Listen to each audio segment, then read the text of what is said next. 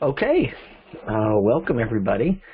It is, what do we have, September 12th, and it is 7 p.m., and my name is Christopher Pridham, and tonight I wanted to go over what I was referring to as the astrology of learning, because that's really what astrology is more about. But one of the things I wanted to kind of talk about tonight was almost some of the philosophy that ends up growing out of the practice of astrology. And I find that to be really strong in shaping the way you can tend to see the world, and just relationships and different dynamics, because of the way you go about reading an astrology chart. It's so layered, as a lot of you have been seeing as we've been going over and just talking about different aspects and how they work and whatnot. It's an extremely layered way of looking at life. It's not simply, as most of you would know, about a sun sign, or even a sun sign, an ascendant, a moon. It continues to get more and more layered, and the nuances within a chart are just really amazing.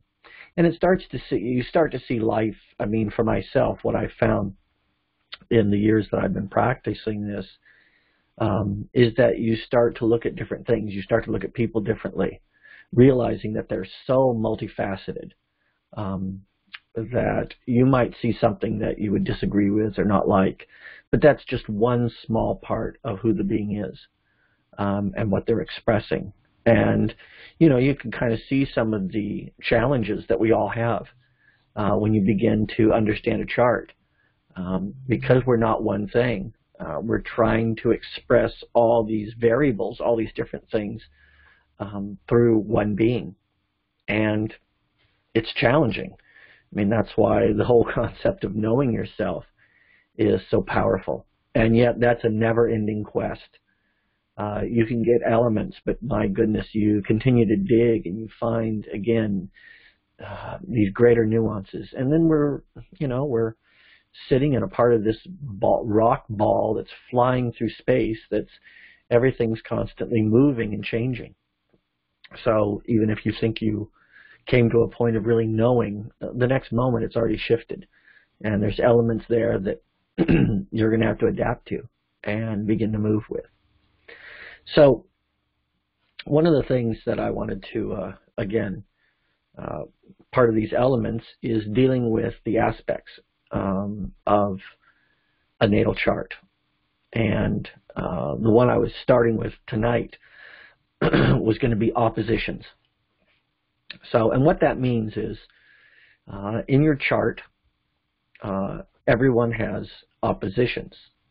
That is either a planet can be in opposition, in an opposition state, but you also have houses that are in natural opposition, such as first house is opposite to the seventh house, second house is opposite to the eighth house, and so on. And so we find natural oppositions in people's charts and in people's lives that, again, we're not one thing. And it's not that one thing is necessarily better than the other. They're different. And we are all these things. But with opposition, it's really about creating balance and perspective. So when you'll find particular planets in opposition, it's about balance and perspective. And a person who has a lot of opposite, in a sense, dynamics, it's not like a bowl. Okay, so you'll take some, and some of you do have this, where there'll be a lot of planets just on one side of the chart, or the lower part, or all kind of grouped together. There's not a lot of section. All right. Well, that creates more of the conjunctions. You can have a lot more of the conjunct dynamic there, and that's a much smoother dynamic. And it can be, in some ways, less challenging because it's smooth. They come together, they unite, much more purposeful. In some ways, that can be a lot easier to get things done, because with the opposition, again, it's creating the opportunity, I should say, for balance and perspective. It doesn't guarantee it. It's creating a natural opportunity, but that also creates hesitation. All right. So there is the ability, just as anything else, that opposite can see with clarity. The idea of you're not just looking at someone at the side.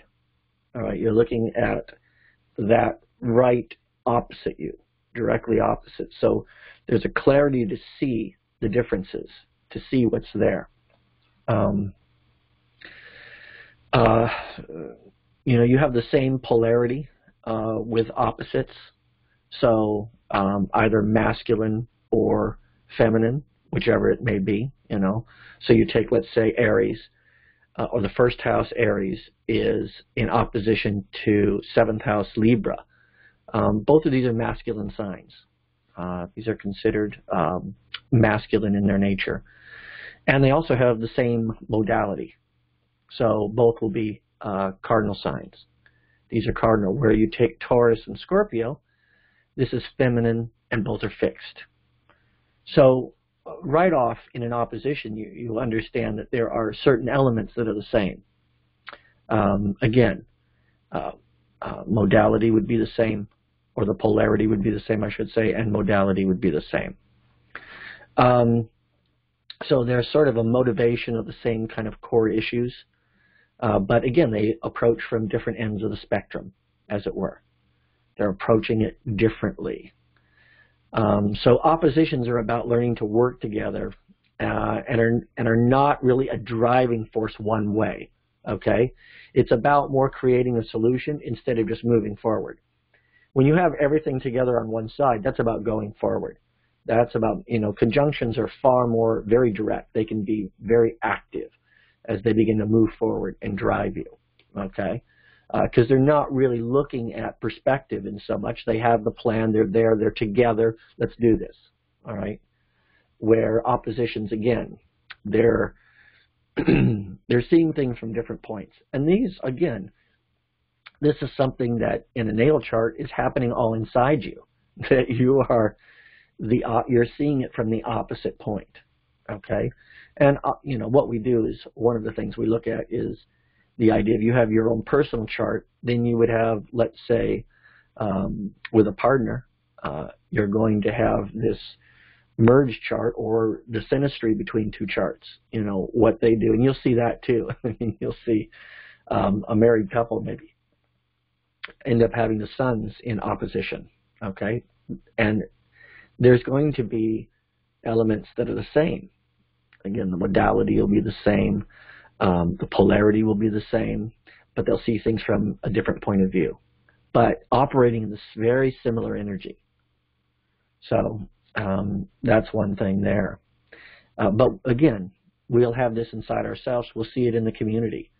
I mean, we'll see that, even in our extreme polarized state, we're dealing in a very sort of evident opposition kind of planet right now. That seems to be a real big deal, where the other perspective is viewed as very opposite. And then we have, again, those conjunctions which are all working together that sort of tend to lose perspective. When you have that echo chamber, when you have that sort of, when you're with people that a lot of people think very similar, you tend to lose perspective. That's just a natural thing. It's not that it's right or wrong, but it's not, conjunctions aren't strong for perspective. Conjunctions are strong for moving forward, really, with little opposition in that sense. All right.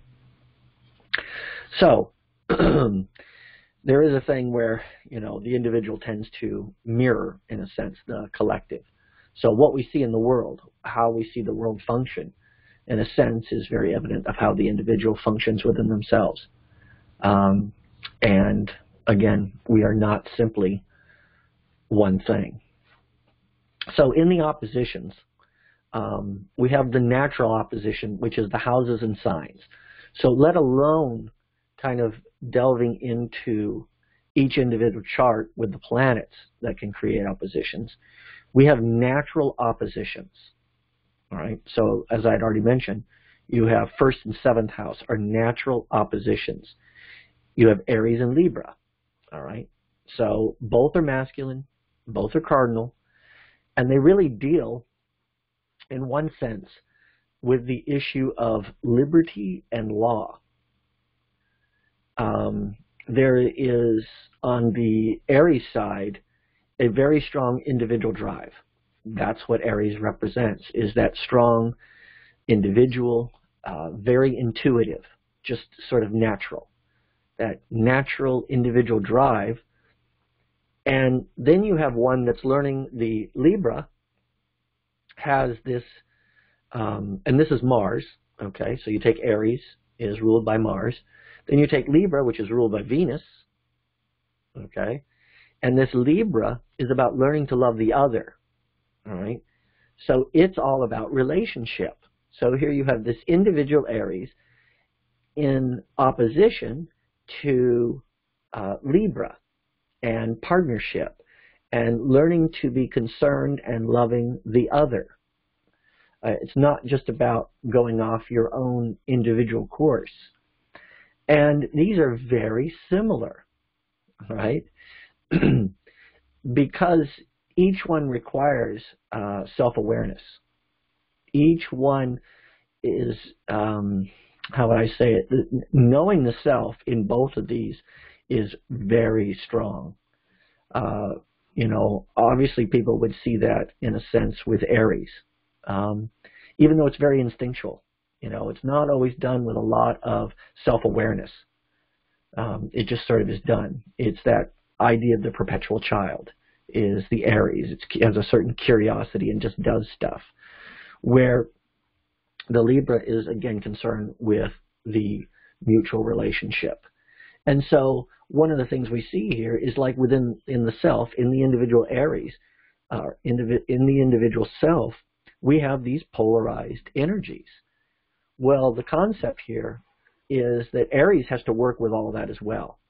Aries wants to go, but it has to go as itself.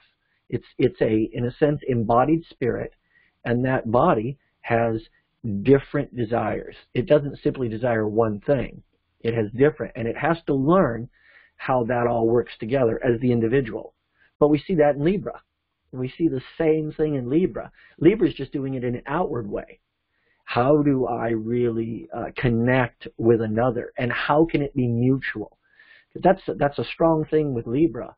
Libra relationships are about partnerships.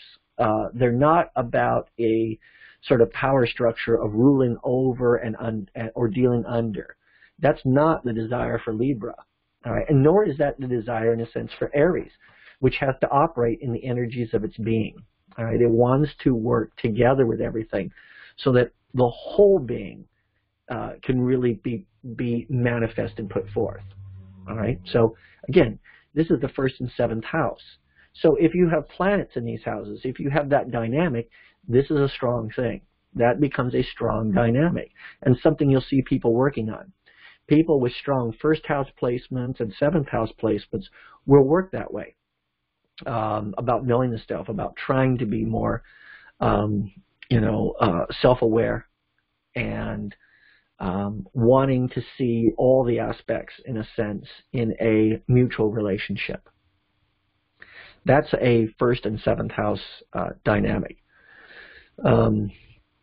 Again, both are about the greater understanding and acceptance, really, ultimately, of the self. That's what they are. And Aries is, again, dealing with that embodiment, and Libra is seeing, in a sense, the self in the other. The next one is 2 and 8. Okay, houses 2 and 8, which is Taurus, Scorpio. Now, Taurus is ruled by Venus as well, and Scorpio is ruled by Pluto, or Pluto-Mars. All right, so this is another kind of Pluto-Mars dynamic that you have going on, but where 1 and 7 is the masculine dynamic of Mars-Venus, Taurus 2-8 is the feminine aspect of the Mars-Venus dynamic. And so, again, this is a feminine and fixed sign. So, and this is more about, in a sense, generation and regeneration. Okay? So it deals with self-love and, in a sense, the love of nature. Okay? The love of the natural, the love of, you know, the fact that I'm an embodied individual, to learn to love myself, to learn to accept the differences within me, you know, the contradictions within me, to love everything that I am. This is the nature of that second house, or Taurus. And then its opposite, its perspective, is that Scorpio, which is really, it's about trusting the intuition and the breaking down of the illusion, and really to see truth, okay, and to see deep transformational connections. It's wanting a regeneration. So it wants to generate, it wants to create, all right, it wants to make, but it also is about the Scorpio remaking, not just the idea of casting away or getting something new. It wants to see it reborn. It wants to see something come about again and be recreated. And so that's why it is the generation of something, the creation of something, and then the regeneration or the transformation. And this is the Taurus-Scorpio dynamic, delving very deep within, you know, and looking at all the parts and seeing what needs to, how do we manifest this? How do we bring the inside out? And how do we really show that? And then to cultivate it. Again, it's not simply about cutting things off. It's about shaping it, like this has been hurt, or this has gone through this, and to see it rise again. This is the second 8th house dynamic that is there, which is, again, very, it provides perspective. On the Taurus side, the individual self-love, the learning to accept all the parts, and then on the Scorpio side, anything that's there, again, to see it regenerated, anything that's gone through pain, hurt, things that have been, in a sense, rejected, to see it regenerated and made new. That's that dynamic. The next one, the 3rd house, we have the 3rd, 9th house dynamic, is what we have in the opposition here. And in this opposition, we're seeing Gemini, Sagittarius, all right? Both are masculine, and both of these are mutable. So again, cardinal is more that fire starting, you know. Then you deal with the fixed sign of Taurus Scorpio, which is more about a management of what is, dealing with what is. And now here we have the idea of that mutability, or that ability to change, okay? So Gemini, Sagittarius is there, and here we're dealing with what could be considered reason and revelation. Okay, so Gemini, the Gemini energy is all about collecting that data, learning things, you know, constantly wanting to learn the new. Okay, so curiosity is very a strong driver for that Gemini, wanting to stimulate that mind and to have it challenged to see the new. But Gemini isn't necessarily about depth. It's just about gathering data. Almost like the reporter that's just investigating, trying to gather the data. Isn't necessarily going to write the story in that sense, but they're the ones gathering all the data. This is that strong Gemini energy.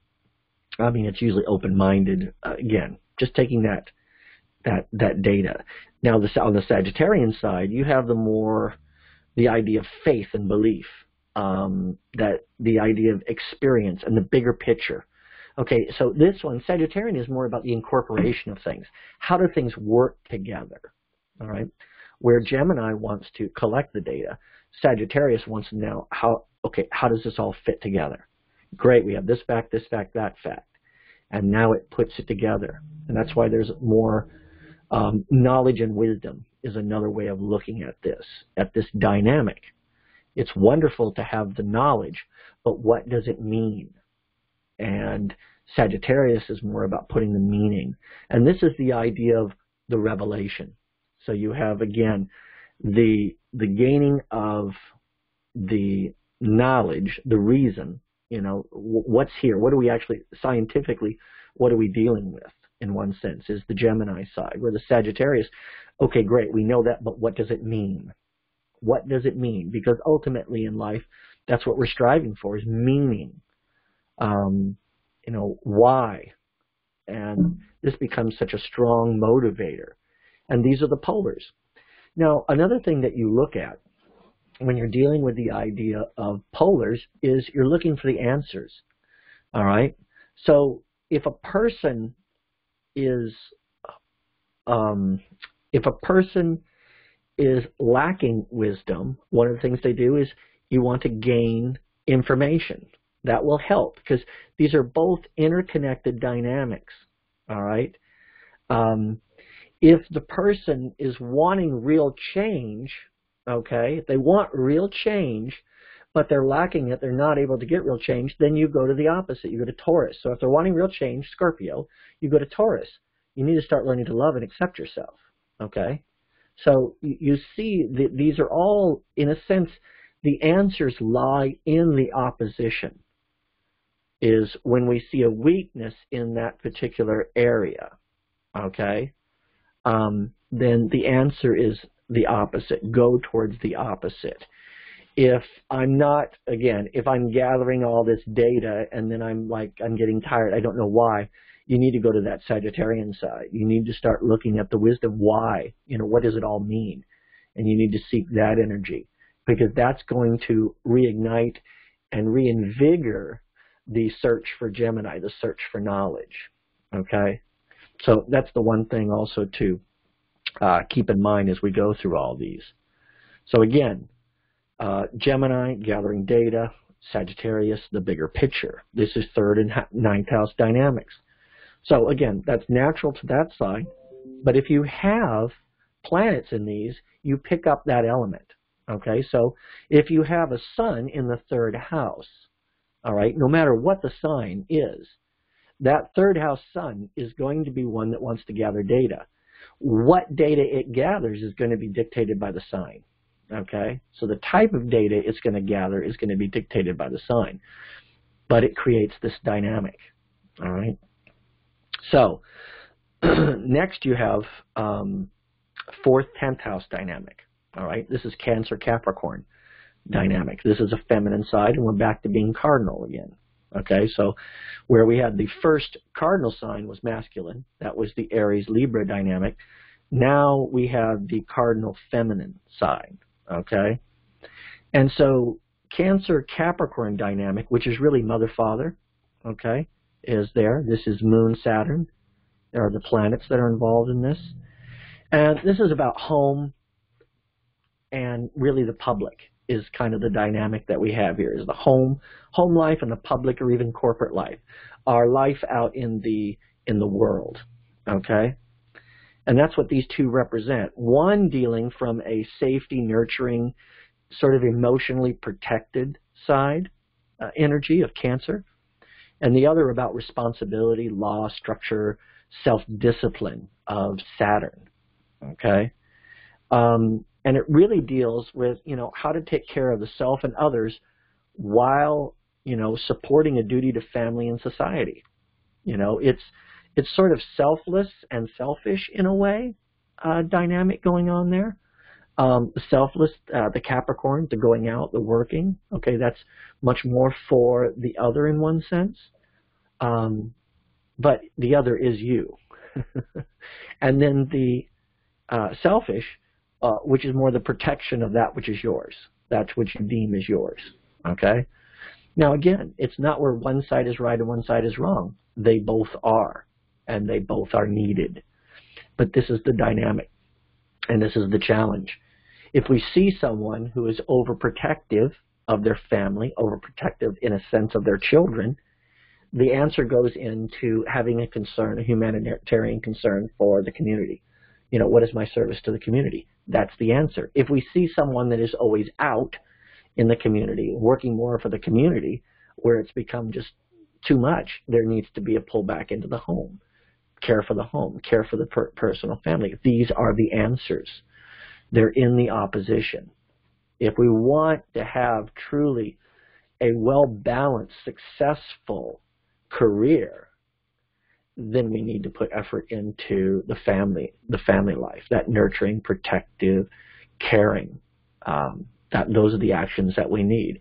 If we want to have a successful family life, all right, we want to have these caring things, then we need to do, again, the opposite. We need to make sure that we're out there and we're being responsible, we're being mature, and we're doing the things that we need to do in the world. Again, that's kind of how the oppositions respond. Next we find 5th, 11th house, which is Leo Aquarius. All right, this is the masculine fixed sign here.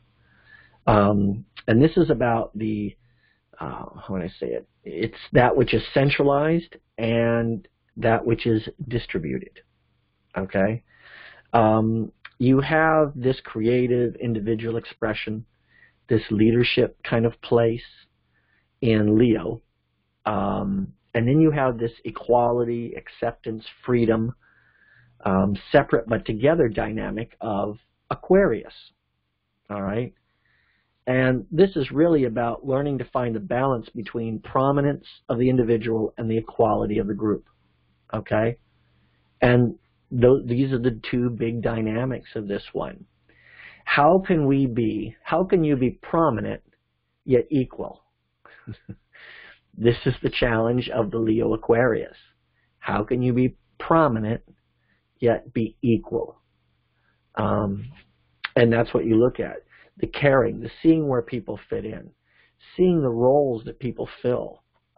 Just as you have different aspects within your being, just as you have Capricorn in your being, you have the energy to go out in the world and be responsible in whatever field you're going to work in or do, what you're going to contribute. All right? You have that. So it's a matter of activating that, you know, in that way. So in Leo, we all have the idea of specialness. We all possess that. We all possess it, one, in the 5th house, but we also would possess it wherever the sign Leo is. And so there's where there's a calling for a specialness. But there's also Aquarius, and you have that one, and there's equality within the group. You know, that's all, we possess all these things. And when we have planets, these become much more of an issue, much more of a stronger sort of dynamic. If I have a planet in those signs, opposite sign, 2 planets in those opposite signs, or if I, you know, have a lot of planets in, let's say, the 5th house and the 11th house, we're going to see those kind of dynamics and those kind of things play out, you know, in a person's life much stronger. And lastly, in the oppositions, we have the 6th and 12th house dynamic, which is Virgo Pisces. All right, this is feminine, and it's mutable. All right, so it's feminine changing, and this is about analysis and synthesis. Now, I'm very, this one's a big one for me because I have a lot of Virgo and a lot of Pisces, okay? So this one I live. And it is analysis and synthesis. I mean, that's why I like astrology, okay? It's really perfecting the physical universe through analysis. That's Virgo. It wants to perfect the physical universe. It wants to do what is right, all right? It wants to serve. It wants to master something and then present it and serve it, all right? And then the healing of the spirit and consciousness. You know, there is the perfection and the healing of the spirit and consciousness. It's really living from the spirit. That's what more the Piscean side is like. It's that full consciousness, that non-disconnect, you know, connected to everything. And it's really about learning how to balance between improvement and perfection. All right? Bringing spirit into matter. It's about having everything be individual yet one. Right? And that's kind of the dynamic of Pisces Virgo. The Virgo wants to analyze every little piece. All right?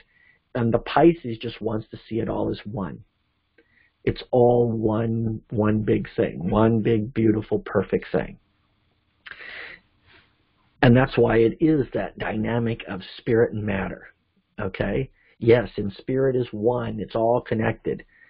But matter does have an individuated element to it, where there is a certain separateness. And yet there's also a total connection. Both are true. Both seem so opposite, and yet that's where you find the truth of the other. You know, if we're struggling to accept ourselves, if we're struggling for this, we look to Pisces for the answer, because Pisces deals with the idea that you're already perfect, you're already one. Okay, the work is done. And yet, if we're lost in the world of we're one and we're not, but why are we not liked, or why can't I get a job, or do we need to swing to the Virgo side? You need to master something. You need to try to perfect something. You need to work at something to get good at it and to master it. That becomes the strength, all right? So whenever we find ourselves out of balance, go to the polar energy and work on those aspects of the polar energy. This is the idea of the oppositions. And so anyone having, you know, again, the planets in strong opposition are doing these things. They're, you know, they will relate to that sort of dynamic. There's almost a, you know, you sometimes, I mean, for me, since opposition is big in my chart, you know, it's always back and forth. There's the realization, but then you come back this way, and then you go that way, and you can't just be on one side. It's just not the way you're built. You know, if you find it, like for me, for example, I'll find myself a part of a group, and when I see like everybody's on the one side, oh my God, it's everything in me that just wants to go to the other side, you know, because, well, it isn't all one way, you know. That just isn't how life works. It doesn't work just one way. It needs the yin and the yang. You know, it needs its polar, and that's reality. If we just want to cut it all off and say no, we don't need that, that it really doesn't work. Yeah, we do. You know, and if you go even more extreme, you know, again, in the charts, when you go to another extreme, you're just creating the need for the extreme on the other side. That's what happens. So when we see true imbalance, it's never imbalanced just to one side. We've pulled it too far apart. Okay, and it just doesn't work to where only one side does it. It's both start to move. Okay, that's just the way it works. So, and astrology is so strong on that. Now, okay, so now the next thing that we go to, that was oppositions. That's one way you begin to look at a chart. Another one is conjunctions. Okay, like I was talking about there. Now, conjunctions, these are about working together seamlessly. So when you have conjunctions, unlike seeing and having that sort of this and that thing of the opposition and that dynamic, a conjunction creates what I call a trinity. So conjunctions deal with the masculine and feminine, and it's a creative dynamic, okay? And so the masculine and feminine come together and create the product, the child in the sense, all right? And here we have a trinity, mother, father, child, okay? That's the Holy Trinity. That's the way it works, and that's how a conjunction works. The two come together in this seamless, and they create a third, all right? there is not the struggle. There's not this counterbalance in that way with conjunctions. These are very powerful in a chart. So we have the natural conjunctions of the houses and the signs, and then we have the conjunctions, of course, that take place with planets. When you have planets that are really close together, they are working together. They are not going to provide that same kind of perspective. All right. So starting this off, we go, of course, with the first two, which is House 1 and House 2, Aries, Taurus. And they're both, again, this is ruled by Mars, Venus. And this is really ultimately about the practice of self-love. This is self-love. This is doing self-love.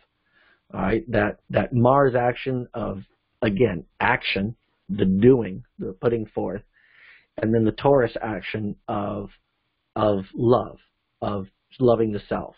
Okay, so those two together are about self-love. This is like being born into the world. You are you. Now you have to learn to love yourself. That's like straight off the bat. That's what astrology would teach. You have to learn that you're in a body, and you need to learn to love it. You need to learn to care for it and love it. All right. First off, self-love. I think that would, how can you love the other if you can't love yourself? That's absolute. That's 1, 2. The next dynamic is 2, 3. All right, Taurus, Gemini, which is ruled by Venus and Mercury. All right, this is about practical self-thought and communication.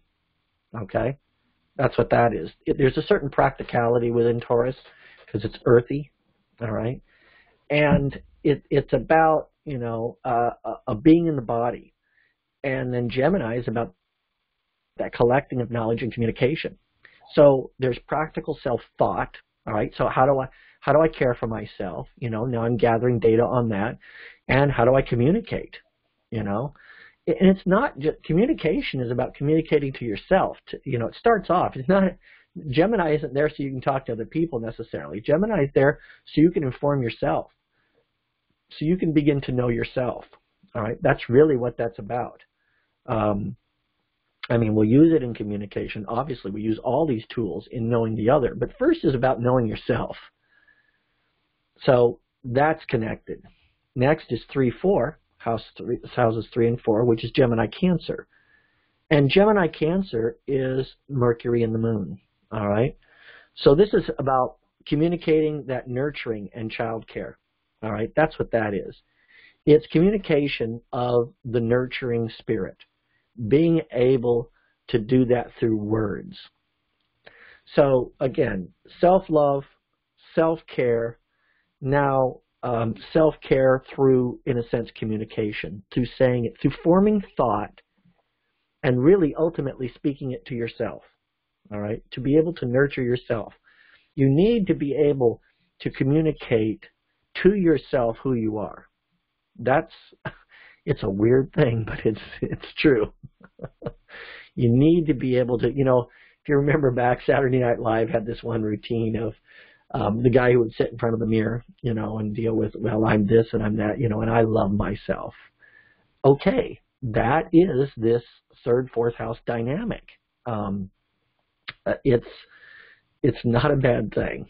And it's sort of one of the early things that as we develop as a human being, that we're to learn to do. And again, these things go seamlessly. They work together. Next, we have the Cancer 4th and 5th house, which is Cancer, Leo. And this is about the moon and the sun. Okay? This is moon and sun dynamic. And this is about nurturing your uniqueness and your creativity. That's what that's really about, is the nurturing of the unique, your specialness and your creativity. It's to enhance that. And that's the dynamic between, again, Cancer, Leo. These are also images of father, mother, to enhance, to encourage the creative self. Next we have 5, 6, houses 5 and 6, which is Leo, Virgo. All right, the Leo-Virgo dynamic, which is Sun, Mercury, is about creative mastery, or the master craftsman. So here you have Leo's creativity, Leo's specialness, combined with Virgo's wanting to perfect, wanting to make it better, and wanting to serve. So you have the master craftsman who can now give his crafts and offer it to, in a sense, the tribe. These two work together, okay, very well. All of these signs work together very well. So this also talks about, you know, if you are a strong Leo and you are in partnership with a strong Virgo, that's what can be there. That naturally develops to people who are going to really do, if they're going to be together, they're going to work together, they really are going to do a fabulous job. Okay, that's going to be the dynamic that happens. These are what they're going to bring, you know. The Leo is going to bring that creativity. The Virgo is going to bring the ability of how we do this. How can we do it well? That's the dynamic, okay? Works within us. It works outside of us. All right. Next we have houses 6 and 7, which is Virgo Libra. This is Mercury Venus. And the Virgo Libra is really all about serving others. That's what that is. It's about service to the other. It's about a recognition that there are differences, and that's okay. We still serve that. And that is that Virgo Libra dynamic, learning to serve the other. Next we have houses 7 and 8, which is Libra Scorpio. Okay, and this is ruled by Venus, Pluto, and the old ruler was Mars. This is all about intimacy within a committed relationship.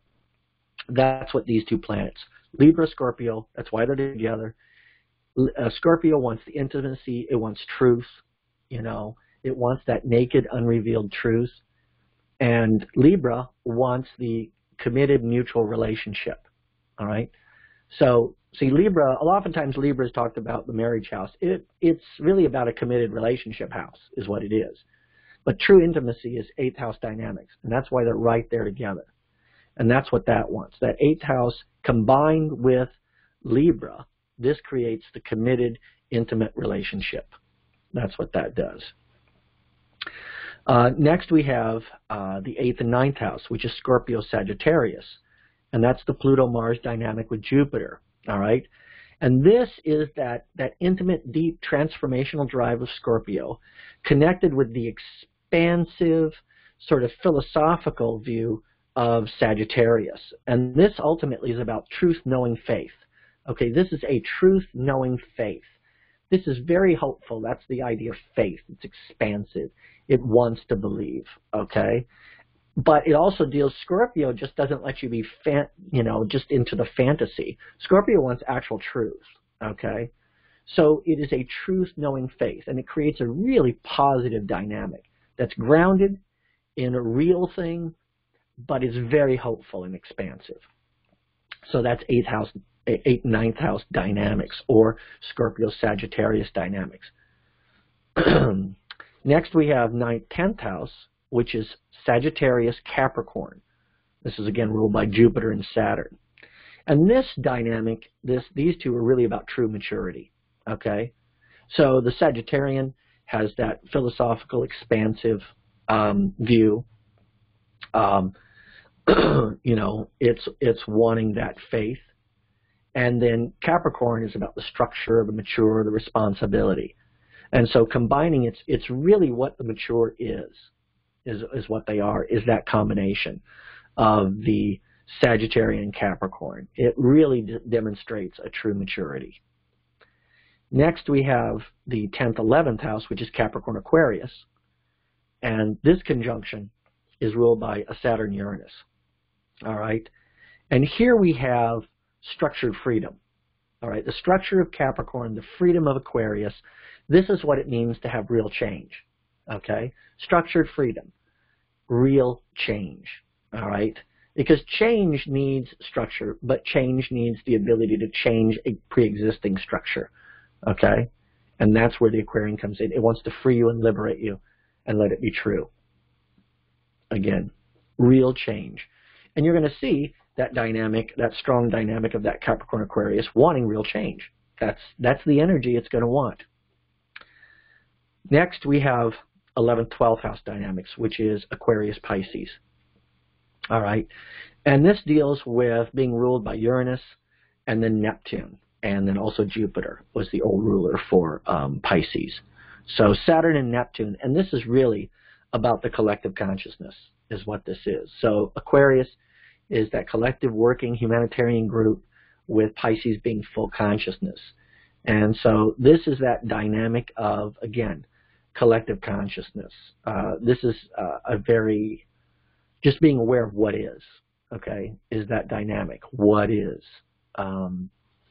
And it will lean towards a freeing kind of humanitarian side of things is where it's going to go. And then finally we have 12th house, first house dynamics.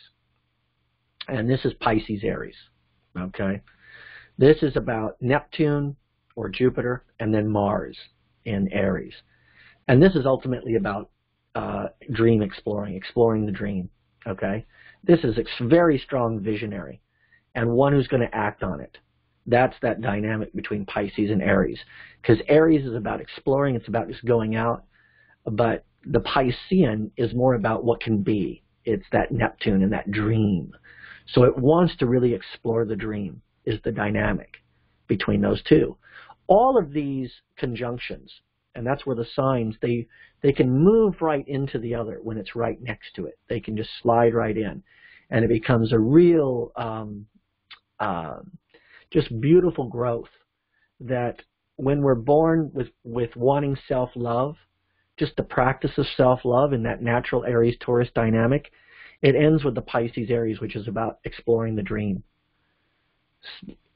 Deal with the self and then what can be. You know, just a beautiful trip all the way around the chart. So with that, you know, the next one is squares, which we'll pick up at a later time. We'll go into squares and quincunx and the dynamics of these kind of things. But I just wanted to start with, you know, the whole idea about knowledge or about astrology and really being able to study. It just gives such, for me, again, a fascinating view of how we connect and how there's so much variation.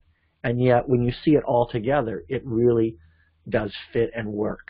And for me, it just, it gains awareness into, okay, where is my place in this? Because I don't do everything, all right? I have a lot of these things, but I am made strong in certain areas, all right? There's mine. But let's see where everybody fits, you know, like knowing your strengths and then being able to see where other people, you know, and being able to, again, to take that communication and language of knowing the things that's in me, but then seeing them in others, just can provide more of an appreciation for differences. So again, with that, I'll open it up for any questions that anybody might have. You can *6 or click the question and answer button there.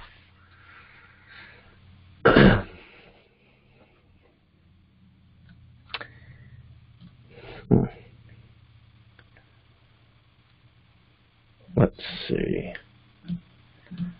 There's got to be at least one question, I would think.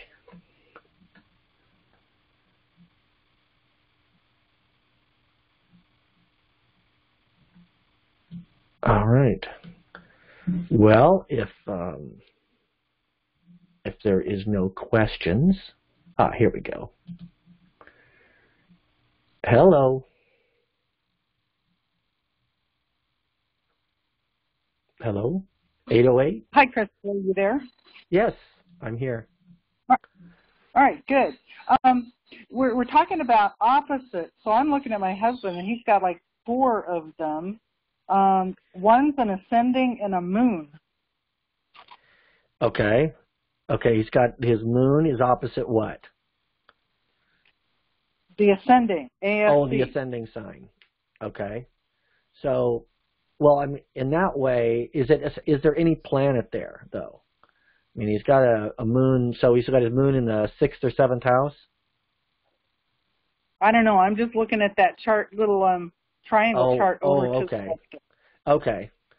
Yeah, he'll have it in the 6th or 7th house is what. So what that does is he's not going to be able, typically when you have your moon opposite your ascendant, you're not able to hide your emotions very well.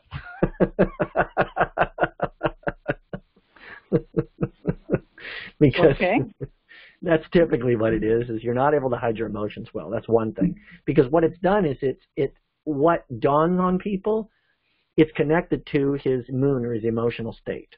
Okay? So that's what an opposite to the ascendant will tend to do. Because again, the ascending sign, do you know what is the ascendant in? What energy?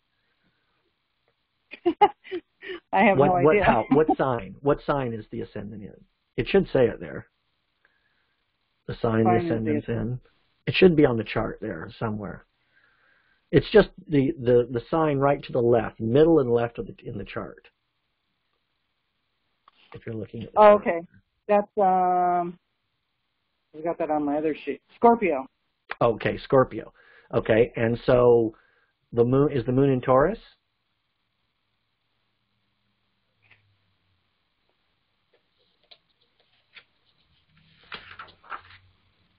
I don't know. Well, the moon, I'm going to guess the moon's in Taurus. If it's opposite, the moon's probably going to be in Taurus then, most likely. All right. So this would be the 7th house, and there's a moon and a Taurus in that 7th house. Okay, yes, that's it. So his moon's in Taurus. Okay, so he's got a Scorpio ascendant with moon in Taurus. So this is about generation, regeneration. This is about learning self-love, but wanting transformation too. That's that dynamic. So, and there's an emotional connection to being transformed, to truly expressing, reality.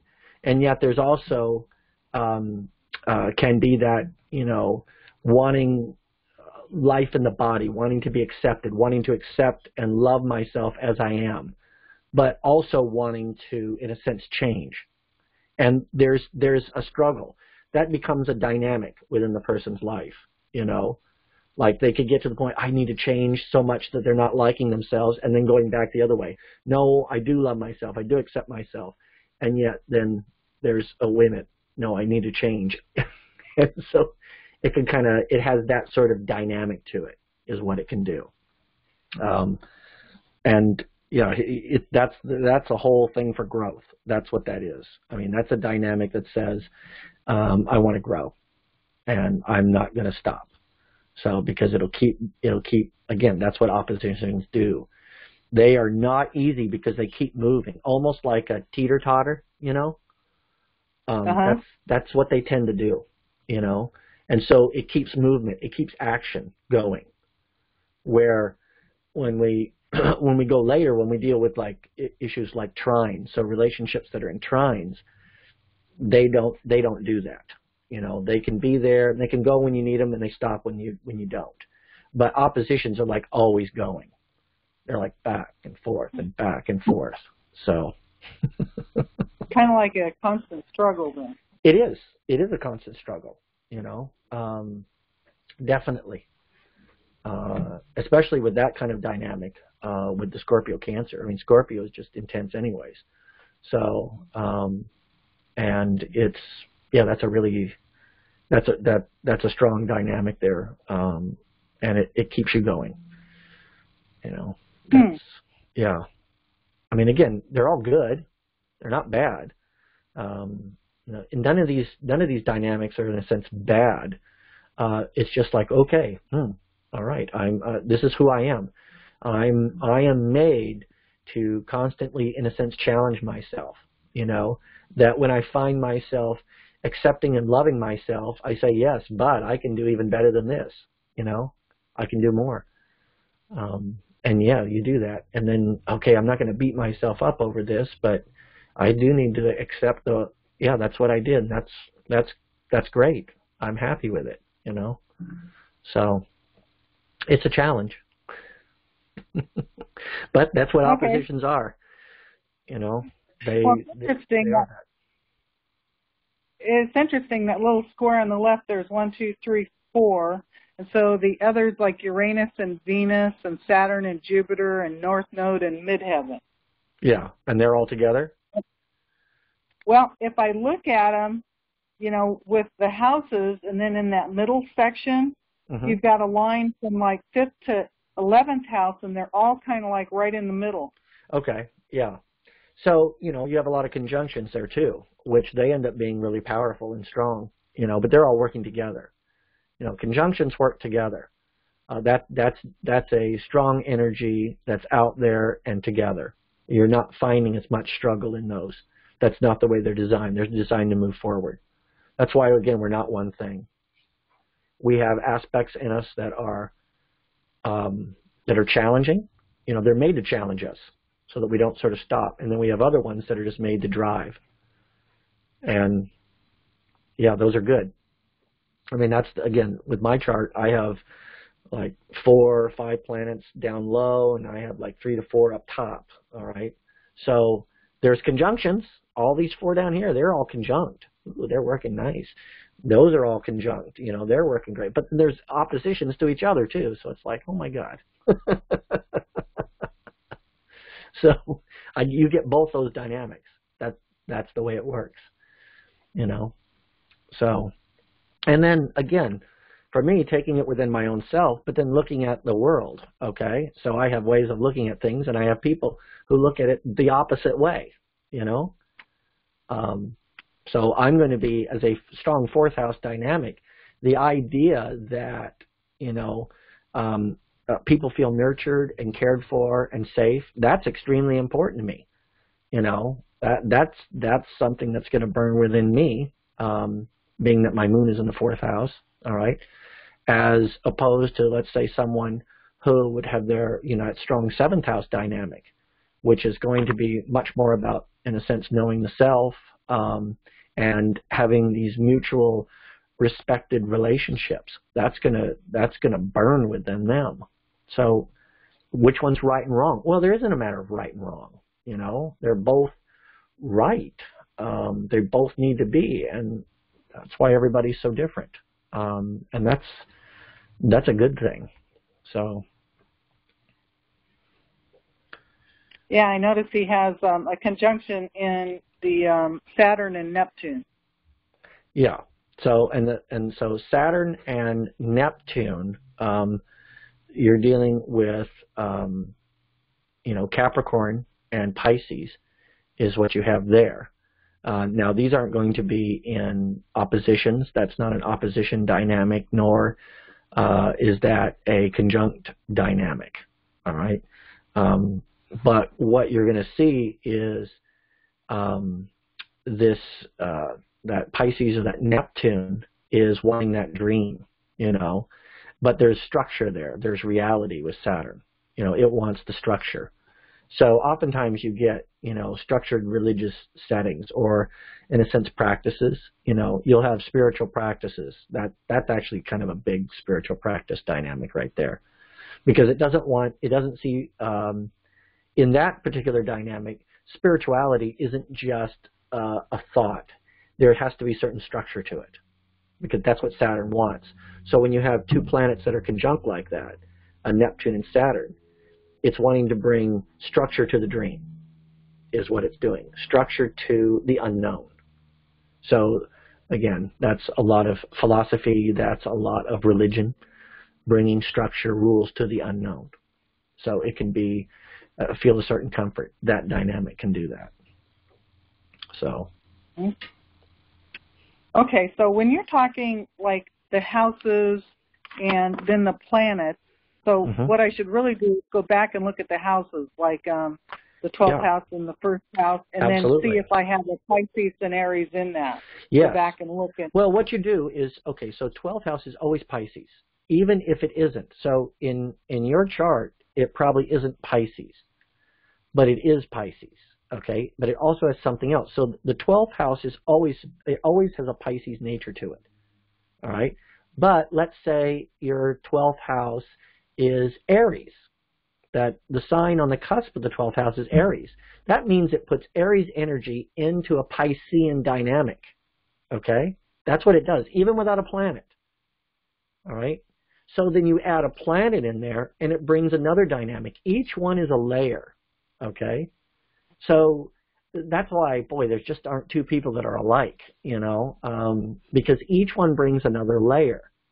So if you take Mars in Aries in the 12th house, or let's say Venus in Aries in the 12th house, okay, Venus, Aries in the 12th house, if that was what was there, you would have Venus, all right, so love and beauty, romance, all these things, in Venus in the sign of Aries, which is pioneering, okay, which is about coming into the self, all right?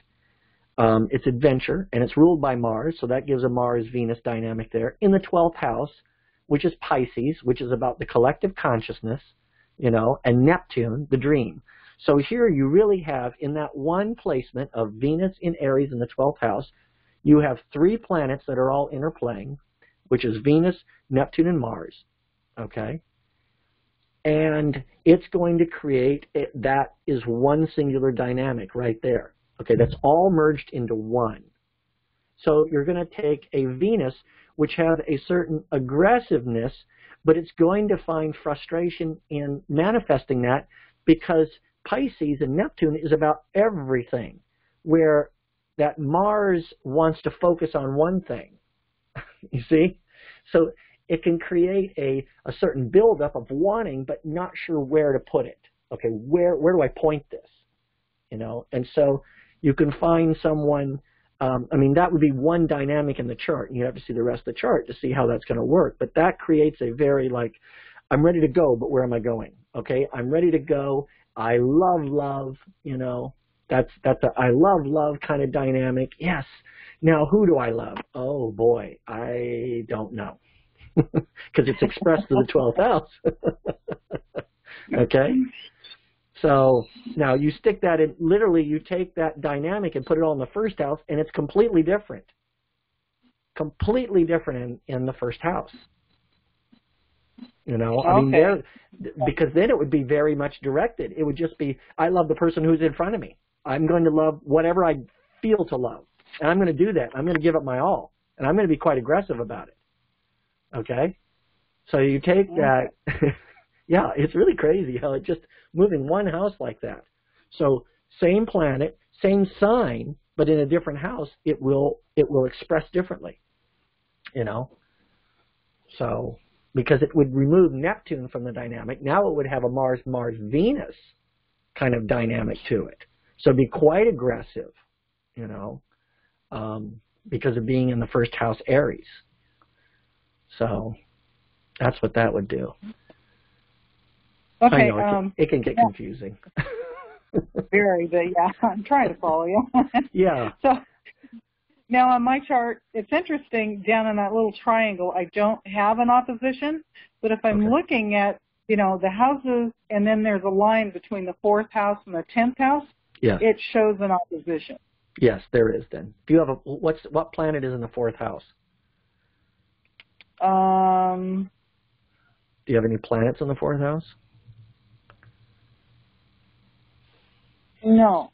I have the south node and you have Gemini. A south node. Okay, so your south node is what's there. So you have your south and north node in the 4th and 10th is what you have going on. Yep. Yeah. Okay. So there now south and north node are natural opposition. They always are, because that's how they work. Okay. So those are in the opposites. That's where you're coming from, the south node. You're headed to the north node. All right. But the planets kind of work to that same dynamic too. So when you have oppositions in planets, they work to that same kind of thought. Is how that works. So let me look at one thing here. So if there's Sagittarius in the 10th house, I'm headed towards more Sagittarius energy then? Yes. That's exactly what that is. Yeah, you're gonna come from a Gemini base, a knowledge base, wanting to gain more wisdom. So not just about knowing the facts, but actually how these things work and how these things fit together is what it ends up doing. Yeah, and you have Pluto in the 10th house, right? No, I have Saturn. Oh, you have Saturn there? Okay. right. Okay. So you have Saturn in the 10th. Oh, yeah. So your Saturn in the 10th is in its natural house. What sign is your Saturn in? Yeah. Where do I find that? Well, either on the left where it have the planets and the signs, or just a glyph that's there. There's a little glyph that you should see right on the chart. Let me see here.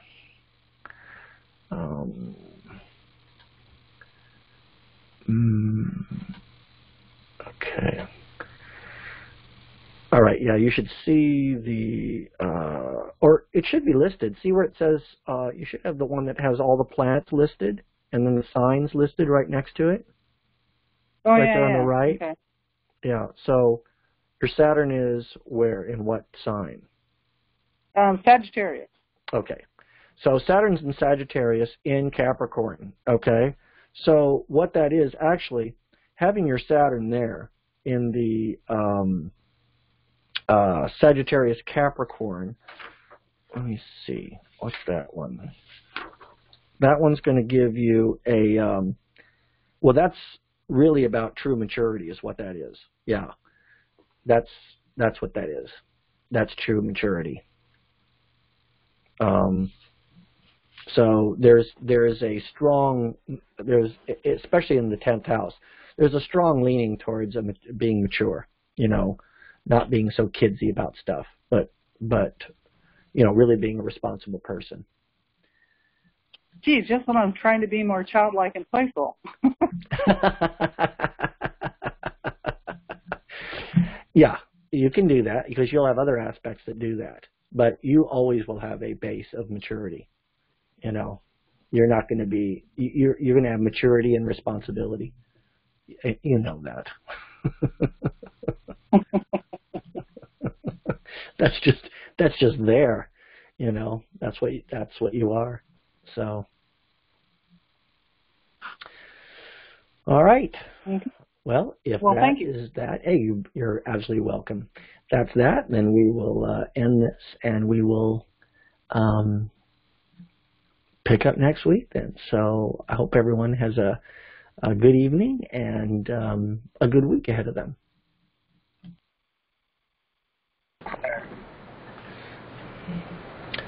Great. Thank you, Chris.